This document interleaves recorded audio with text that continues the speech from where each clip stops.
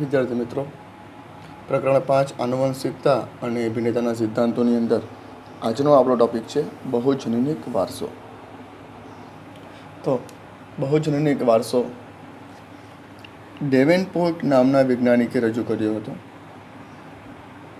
ડેવેનપોર્ટ, okay, એમણે આ બહુજનનિક વારસા ઉપર કાર્ય કર્યું હતું. તો બહુજનનિક વારસો છે શું? બહુજનીન એટલે કે ઘણા બધા જનીન, ઘણા બધા જનીનો. અને વારસો એટલે શું તો સમજો. આપણે આગળ જોયું કે કોઈ એક જનીન કોઈ એક ચોક્કસ લક્ષણ માટે જવાબદાર છે. ઓકે, એવા આપણે ઘણા બધા ઉદાહરણો પણ આગળ જોઈ ગયા. પણ અહીં આપણે જોઈશું કે કોઈ જનીનો જ્યારે ઘણા બધા જનીનો ભેગા થાય અને કોઈ એક લક્ષણ માટે કાર્ય કરે ત્યારે એને આપણે બહુજનનિક વારસો તરીકે ઓળખીશું. આપણે એમ વાત કરીએ, ધારો કે મનુષ્યની માનવની ઊંચાઈ છે, માનવોની ઊંચાઈ. ઓકે, તો આપણે બે જ વસ્તુ વિચારીશું કે ઊંચા માણસો અને નીચા માણસો. પણ શું એ સિવાયના પણ માણસો હોય છે? તો કે હા, ઊંચા અથવા નીચા માણસો સિવાય આપણે મધ્યમ કદના પણ માણસો મળે છે, એનો પણ વિકલ્પ છે. ઓકે, પણ આપણે જો બહુજનનિક વારસાને સમજવું હોય તો એના માટે ખૂબ જ સરળ અને ખૂબ જ ઉત્તમ એવું એક ઉદાહરણ છે. એ છે માનવીના ત્વચાનો રંગ. આપણે જે અભ્યાસ કરવાના છે આ મુદ્દાનો એ છે માનવીની ત્વચાનો રંગ. હવે માનવીની જે ત્વચા છે, માનવની જે ચામડી છે, એનો રંગ કેવી રીતે? તો માનવીના જે ચામડી છે એનો રંગ ત્રણ જનીનો દ્વારા નિયંત્રિત થાય છે. એના માટે 3 જનીનો છે દ્વારા નિયંત્રિત થાય. 3 જનીનો છે. એક જનીનને આપણે કેપિટલ A વડે દર્શાવીશું, બીજા જનીનને કેપિટલ B વડે દર્શાવીશું અને ત્રીજા જનીનને આપણે કેપિટલ C વડે દર્શાવીશું. અને બહુજનનિક વારસાની જો વાત કરીએ તો એમાં આ જનીનોની સંખ્યાને ધ્યાનમાં લેવામાં આવે. કોને લેવામાં આવે? જનીનોની સંખ્યાને ધ્યાનમાં લેવામાં આવે. સંખ્યાને ધ્યાનમાં લેવાશે. હવે આમાં 3 જનીન દ્વારા નિયંત્રિત થાય એટલે કે આ 3 જનીન A, B, C આ એક ઉદાહરણ દ્વારા સમજીશું. ઓકે, એક A જનીન, બીજો જનીન B અને ત્રીજો જનીન C. આ 3 પ્રભાવી છે. એના પ્રચ્છન્ન જનીનો પણ આવે છે. એના આ 3 જનીન જે છે એ પ્રભાવી છે. આ પ્રભાવી જનીનો છે. એમાં પ્રચ્છન્ન જનીન પણ આવે છે, જેની અંદર સ્મોલ a, સ્મોલ b અને સ્મોલ c એ પ્રચ્છન્ન જનીનોની અંદર સમાવેશ થાય. ઓકે, હવે આપણે જે જોવાના છે કે માનવીની જે ત્વચા છે એનો રંગ કોને આધારે છે? તો આ જનીનોની સંખ્યાને આધારે છે. જનીનોની સંખ્યાને આધારે છે. હવે અહીં મેં તમને લખ્યું છે કે આ 3 પ્રભાવી છે અને આ 3 પ્રચ્છન્ન છે. પણ એ પ્રભાવી અને પ્રચ્છન્નને આધારે પણ ઘણીવાર માનવીની જે ત્વચા છે એનો રંગ પ્રસ્તુત થતો હોય છે. જેમ કે જો પ્રભાવી જનીનો છે એની સંખ્યા જો વધારે હશે તો એનો રંગ ઘાટો એટલે કે ડાર્ક બનશે, બરાબર, ઘેરો રંગ. જ્યારે જો પ્રચ્છન્ન જનીનોની સંખ્યા વધારે હશે તો એનો રંગ આછો અથવા ઝાંખો બનશે. જો આપણે આ વસ્તુને એક પ્રવૃત્તિ દ્વારા સમજીએ. માનવીની જે ત્વચા છે એને હું 3 ભાગમાં, આમ તો એના ઘણા બધા ભાગ છે, આમ તો 6 ભાગમાં વહેંચી શકાય, 6 થી વધારે, પણ આપણે એને પહેલાં 3 ભાગમાં વહેંચીએ. માનવીની જે ત્વચા છે એ આ જનીનોને સંખ્યાને આધારે કેવી રીતે નક્કી કરી શકાય? હું તમને પહેલાં બહુજનનિક વારસાની હું વ્યાખ્યા છે એ તમને સમજાવું કે 3 અથવા વધુ જનીનો દ્વારા કોઈ એક લક્ષણ નિયંત્રિત થાય તો તેને બહુજનનિક વારસો કહેવાય. અહીં જે જનીનો છે એ 3 છે, પણ હું તમને બતાવીશ તે 3 કરતાં વધારે હશે. બરાબર, 3 અથવા 3 કરતાં વધારે જનીનો ભેગા થઈને કોઈ એક લક્ષણ માટે જો કામ કરે, અહીં લક્ષણ છે માનવીની ત્વચાનો રંગ, તો એને બહુજનનિક વારસો તરીકે આપણે ઓળખીશું. ઓકે, ચાલો તો આપણે સમજીએ. ધારો કે જે તે વ્યક્તિ, હવે આપણને ખબર છે કે આ જનીનો હંમેશા જોડીમાં હોય. માનવીની જે ચામડી છે એમાં જો કેપિટલ A, કેપિટલ B અને કેપિટલ C, એટલે એવું નહીં સમજતા કે કોઈ એક જ હોય કે ખાલી B જ હોય, ખાલી C હોય, એવું નથી હોતું. A, B અને C ત્રણ જનીનો સાથે જ હોય છે, તો જ માનવીની જે ચામડી છે એનો રંગ નિયંત્રિત થાય. એટલે આ ત્રણેય જનીનો સાથે રહીને એક જ કામ કરશે, માનવીની ત્વચાને રંગ આપવાનો. પણ જો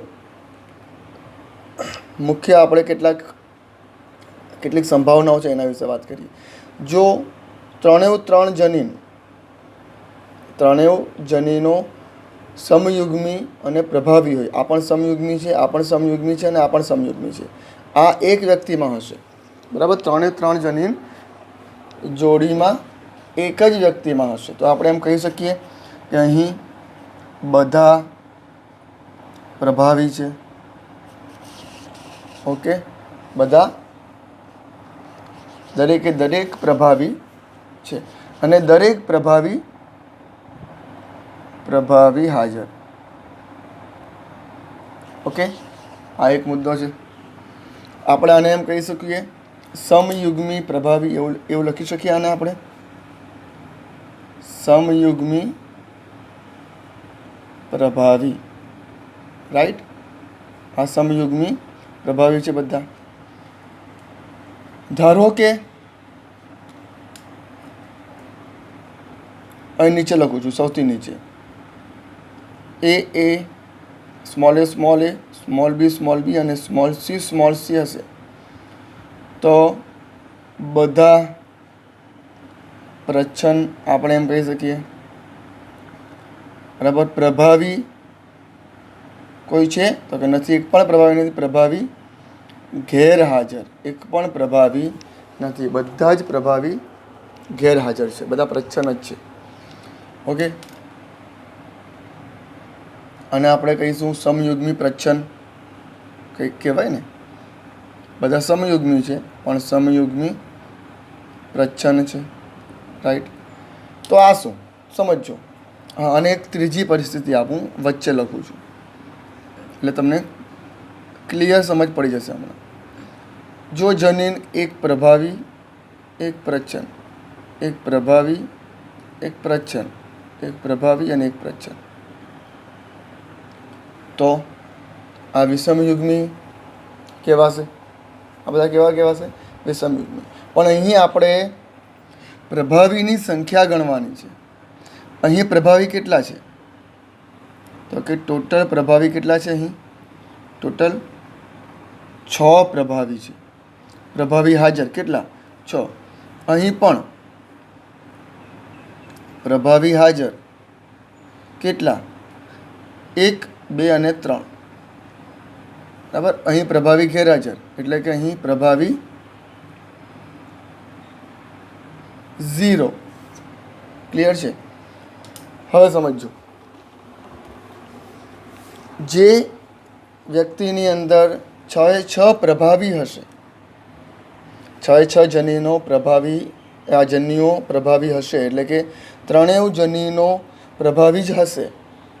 બરાબર, તો એવું આપણે તો આની મદદથી, આ પ્રભાવી જનીનોની મદદથી શરીરમાં સૌથી વધુ મિલેનિન અથવા મેલેનિન ઉત્પન્ન થશે. ઓકે, સૌથી વધુ મેલેનિન ઉત્પન્ન થશે અને મેલેનિનને લીધે જ ચામડીનો રંગ ઘેરો અથવા ઝાંખો અથવા ગોરો જે આપણે કહેતા હોય એ ઉત્પન્ન થતો હોય છે. તો જો જે વ્યક્તિમાં સૌથી વધારે મેલેનિન ઉત્પન્ન થાય તો એ ક્યારે? જ્યારે એનામાં 3 પ્રભાવી જનીન હશે ત્યારે, એટલે કે 6 જન્યુઓ પ્રભાવી હશે તો જ એની અંદર મેલેનિનનું પ્રમાણ સૌથી વધારે ઉત્પન્ન થશે અને એ વ્યક્તિના ચામડીનો રંગ કેવો હશે? સૌથી વધુ મેલેનિન ઉત્પન્ન થાય છે એટલે ચામડીનો રંગ કેવો હશે? બ્લેક, કાળો. એ વ્યક્તિ એકદમ બ્લેક હશે, રાઈટ. હવે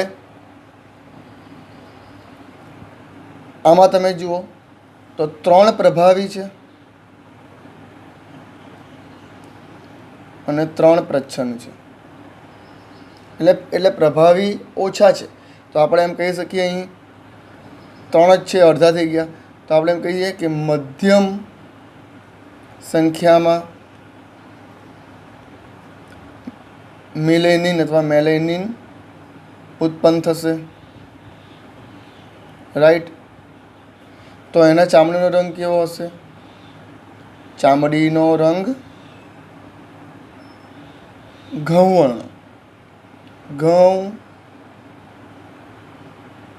વર્ણ. ઓકે, ના તો ગોરો ના તો કાળો.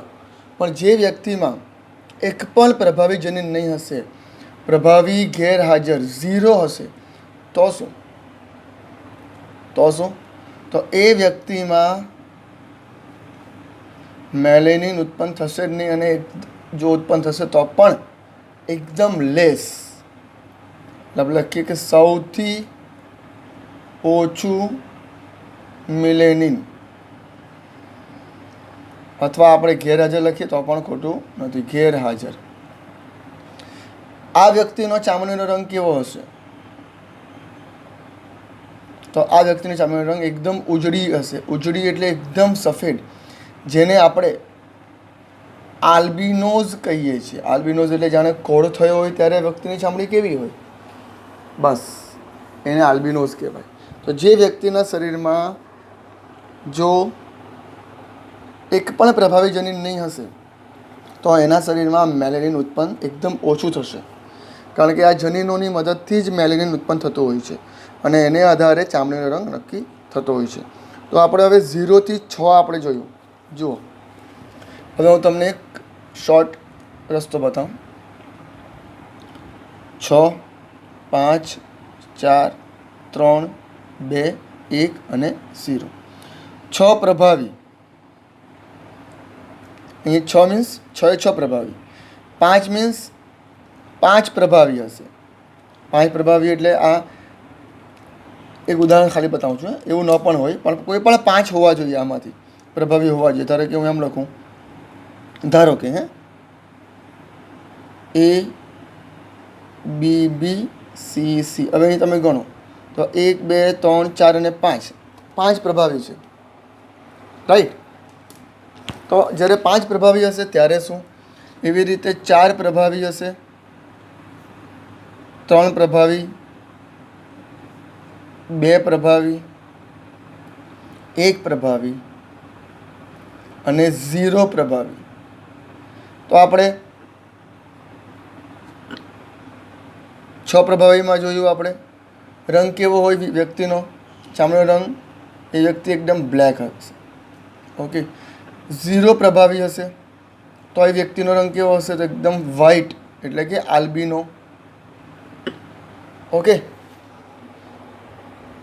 ચાલો હવે આપણે ઉપર જઈએ. 1 પ્રભાવી હશે, 1 પ્રભાવી હશે તો વેરી ફેર કહેવાય. વેરી ફેર એટલે કે જે ફોરેનર હોય એ કેવા હોય? વેરી ફેર હોય, એકદમ વધારે પડતા આપણને ફેર દેખાતા હોય એવા વેરી ફેર, જેનામાં 1 જ પ્રભાવી હશે તે. ત્યાર પછી 2 પ્રભાવી હશે તો એ ફેર એટલે કે ગોરો અથવા ગોરી વ્યક્તિ. ચાલો 3 હશે તો આપણે જોયું ઇન્ટરમીડિયેટ, અને અંગ્રેજીમાં કહેવાય ઇન્ટરમીડિયેટ એટલે કે ઘઉંવર્ણ. જે આપણા ભારતીય લોકો હોય મોટે ભાગે એ ઇન્ટરમીડિયેટ હોય છે. ભારતના લોકો મોટે ભાગે ઘઉંવર્ણ પ્રકારના હોય છે. ફેર બહુ ઓછા જોવા મળે. મોટે ભાગે જે કંઈ પણ એવું લાગે છે કે જે ગોરા છે એ મોટે ભાગે ઘઉંવર્ણ કહેવાય. ચાલો, 4 પ્રભાવી હશે તો એ ડાર્ક હશે, થોડા શ્યામ હશે. પ્રભાવી 5 પ્રભાવી હશે તો એ વેરી ડાર્ક હશે. અને મેં તમને કહ્યું તેમ 6 પ્રભાવી હશે તો એ કમ્પ્લીટ બ્લેક હશે. ઓકે, આ એક મેથડ છે જેના દ્વારા તમે રંગોની ઓળખ કરી શકો, એટલે કે ચામડીના રંગોની ઓળખ કરી શકો. જો જે વ્યક્તિમાં 6 પ્રભાવી હશે તો એ એકદમ બ્લેક હશે. 3 પ્રભાવી હશે તો આપણે જોયું ઘઉંવર્ણ. 0 પ્રભાવી હોય તો આલ્બિનો. એવી રીતે તમે જો ઉપર જાઓ અથવા નીચે, ઉપરથી નીચે ઉતરો તો પણ તમે જુઓ એ રીતે તમને અલગ અલગ વ્યક્તિના શરીરની અંદર રંગોમાં તફાવત જોવા મળશે. તો આ જે ઘટના હતી, આ ઘટનાને આપણે કહીશું બહુજનીનિક વારસો.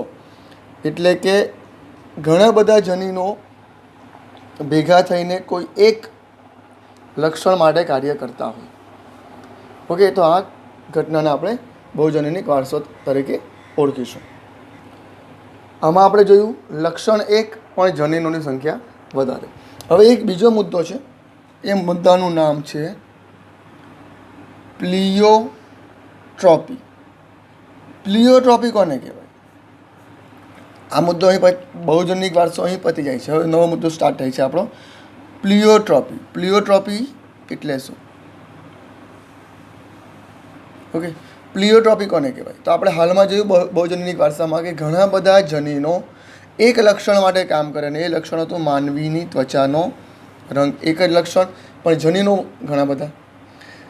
આમાં એનાથી આખું ઊંધું છે કે એક જ જનીન વધારે સ્વરૂપલક્ષી અભિવ્યક્તિ દર્શાવે. આમાં આપણે લખીએ એક જનીન અને એકથી વધારે સ્વરૂપલક્ષી અભિવ્યક્તિ. એટલે આપણે એમ કહીએ એક જનીન એકથી વધારે લક્ષણો માટે જવાબદાર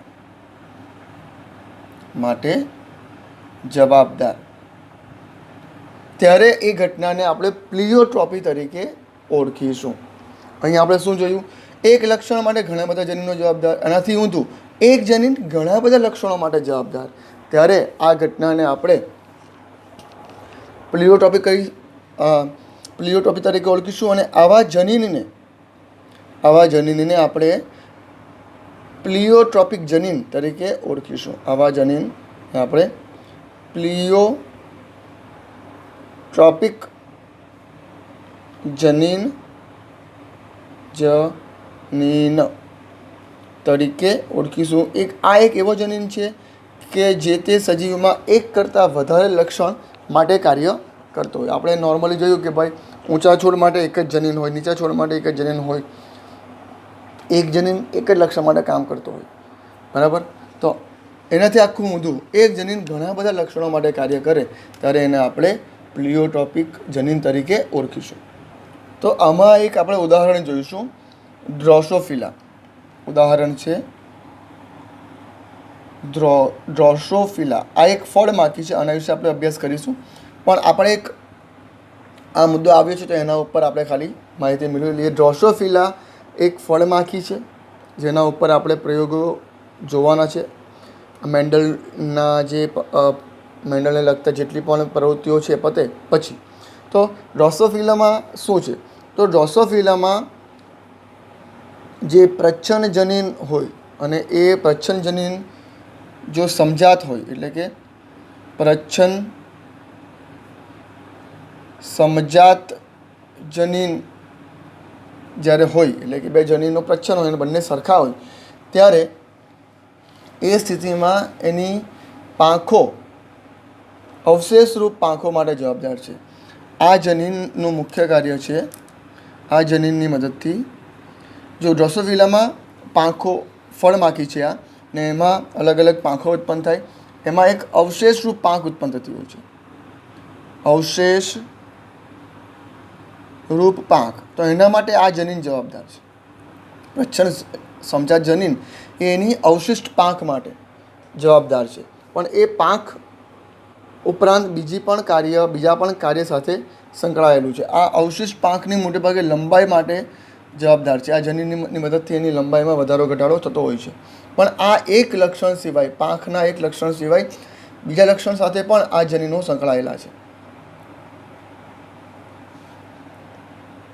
તો એક બીજા કયા લક્ષણો છે? તો એમાં એના શરીરમાં ઉત્પન્ન થતા જે દ્રઢલોમો છે, દ્રઢલોમ માટે પણ આ જનીન કાર્યરત છે. ત્યાર પછી શુક્ર સંગ્રહાશયની રચના, એના માટે પણ આ જનીન કામ કરે. બરાબર. ઉપરાંત ઓછા ઈંડા મૂકવાની બાબતે, ઓછા ઈંડા મૂકવા, આ બધી પરિસ્થિતિમાં એક જ જનીન કામ કરે છે. એટલે આપણે એમ કહીએ કે આ એક જનીન ઘણા બધા લક્ષણો માટે જવાબદાર છે. માટે આને આપણે પ્લિયોટ્રોપિઝમ, આ ઘટનાને આપણે પ્લિયોટ્રોપિઝમ તરીકે ઓળખીશું અને આ જનીનને પ્લિયોટ્રોપિક જનીન તરીકે આપણે ઓળખીશું. મનુષ્યની વાત કરીએ આપણે તો માનવની અંદર મોટે ભાગે આ પ્રકારના જનીનો ચયાપચય પથ પર અસર કરતા હોય છે. માનવમાં ચયાપચયિક પથ પર અસર કરતા હોય એટલે કે જેટલી પણ આપણા શરીરમાં ચયાપચયિક પ્રક્રિયાઓ છે એ ચયાપચયિક પ્રક્રિયાઓ અને એને માર્ગમાં અસર કરતો આ એક જનીન છે. અને એનું એક ઉદાહરણ છે ફિનાઇલ કીટોન્યુરિયા. એનું એક ઉદાહરણ છે ફિનાઇલ ક્યુટોન્યુરિયા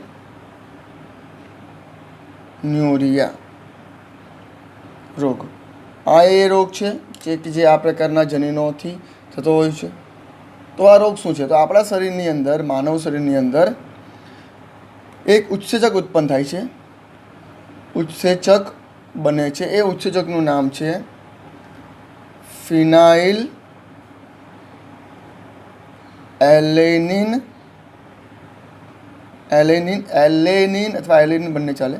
ફિનાઇલ એલેનિન હાઇડ્રોક્સાઇલેઝ.